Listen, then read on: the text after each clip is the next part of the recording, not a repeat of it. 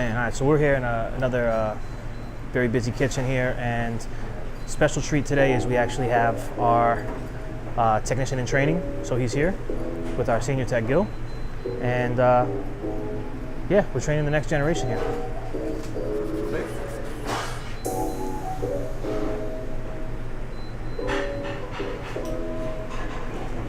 So what we're doing here, we got a fryer, and it looks like we're going to be replacing some control boards, doing some rewiring. So he's showing him, you know, step by step, methodically how we're going to do this.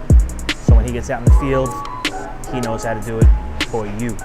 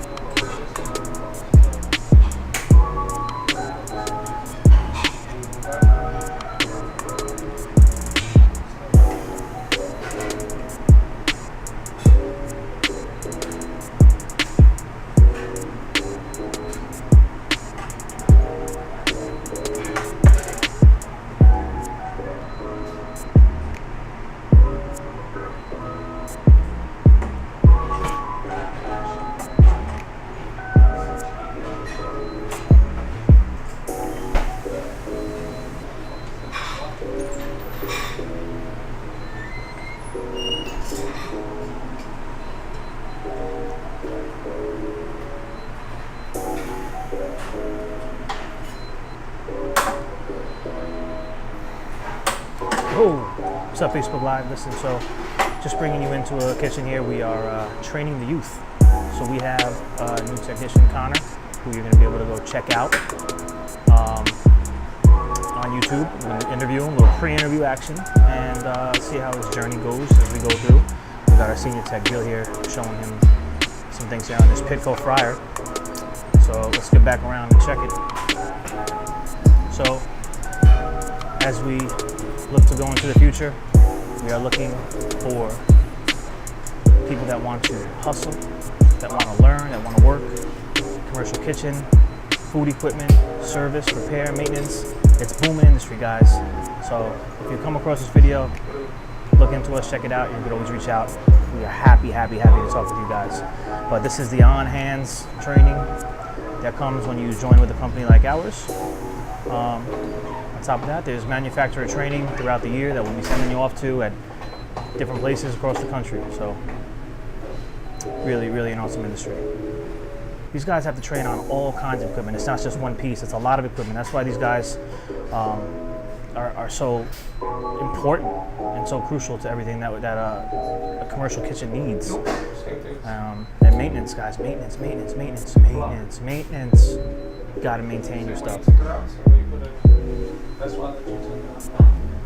So as we get this Pitco fryer back in service so they can start cooking for their dinner rush, appreciate you joining me on the live here, and continue to stay tuned to all of our platforms so you can see what these guys are doing. The unsung heroes, man, of this food service equipment business.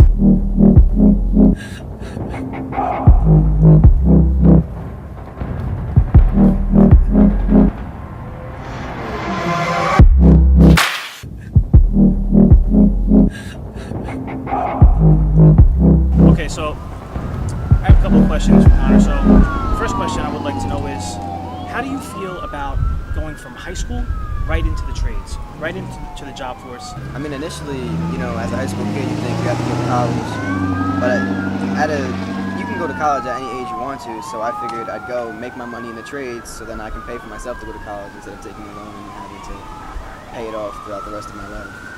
I mean, wow, that says a lot. I mean, that's real. So that's not even stuff that I think about today. So this is what these kids are thinking about. Your first week on the job, what are your full thoughts about it? Do you feel overwhelmed? Do you feel like, hey, this is my first weekend, this is something I know I can do, I want to do? I mean, originally, you know, working because I did landscaping and it was always hot, you know, working, so I'm used to the work environment, and sitting here watching somebody is, I mean, it's not as difficult, but it's still me having to process every little thing that, you know, Gil, because I've been with Gil for this whole week, every little thing that Gil touches, you know, he shows me, okay, this is, because we've done a lot of fryers, so I know, like, fryers I've done a lot of, so like every little thing that we do, I'm putting in my thought process and trying to memorize so that as we go on, because we do fryers a lot, so as we go on, I know what he needs and what's going on, trying to comprehend each fryer. And that's part of the game. You know, there's going to be a lot of memorization because a lot of this stuff is going to be when you're working with fryers and you're working with gas and all this stuff. It's going to be a lot of this is going to be, you know, consistent day in and day out. So once you learn the basics of this stuff, I mean, it really will get easier for you. That's going to come along the way. It's been a week, right? We just wanted to get your thoughts prior to starting the position so we could see how your progress over the next several months. And another quick question. Being so young and just getting started in this industry right now, where do you see yourself in the future? Maybe 5 years from now, 10 years from now? Do you think or feel that this is going to be an industry for you? I mean, yeah, initially, you know, you get a job, you hope it's the job for you. You know, you want it to be a job that you like. You want to wake up in the morning like, oh, I got work. You don't want to wake up and dread it. So I want to be at a job where, you know, I like it. I go there every morning and make my money so that, you know, my family, when I have a family in the future, will be able to live nice without having to work as hard. And finally, in closing, I would ask you to help me help this industry. So what advice would you have for younger kids in high school right now, thinking maybe college isn't for them? How would you go about introducing them or getting them interested in something like the trades? Well, the trades really, you need to learn it, you know. Every expert was once a beginner, so you need to be able to, you know, start from the beginning and then work your way up, because nothing really comes easy, and if you work for it, eventually down the line you're going to be able to get what you want. That's what I think the trades was going to do for me, so that's what I'm shooting for. So, I mean, that's really what it is, right? So it's, everyone starts somewhere, you know. LeBron, Michael, those guys were once in high school, just getting started. Not that basketball is the same as the commercial kitchen industry, but it's the same thing. I always use sports as metaphors, but yeah, I mean, you got to start somewhere, and knowing that this business and industry exists and it's growing by leaps and bounds, and you have a place here and you can make really lucrative pay here, be big for the future. We're going to talk to my man Connor at the end of the summer, and you might see him in between here and there. See you next time, Internet. Cold day? What the guy says to me as soon as I walk in, he goes, because you got a cold, are you sick or anything? Because Yes. you can't come behind the counter. I just told him that. When I went to go, because we're about to pick up all the Chipotles, 40 of them anyway. And when I got there, he said, we have trains, when you walk in there, they're going to stop you. They want to know who you're with, who you are, if you're showing any symptoms, have you been sick in the last few weeks? Because they had that big scare. Right. With the coli. Yeah.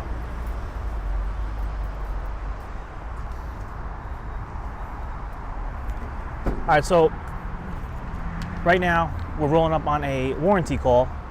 We are at a Chipotle, and I don't know if we're going to be able to film here because in meetings I just recently had, there are guidelines to be able to get into the kitchen, and I'm not sure what the filming is going to be like here. But before we go in, we do have Tom here. And Tom, what are we going to work on? I believe it's a 2-bin cold table. It holds a bunch of cold trays where they do their prep work. Their pick'ems out of like a bay, almost like a flat top Bay Marie. Okay. So they say the food temperature isn't holding properly. All right. So And it's a brand new piece of equipment. brand new piece, temperature problems. This could be a quick fix, adjustment on the thermostat maybe. Yep. So if we can get some footage in there, we will. If not, oh well.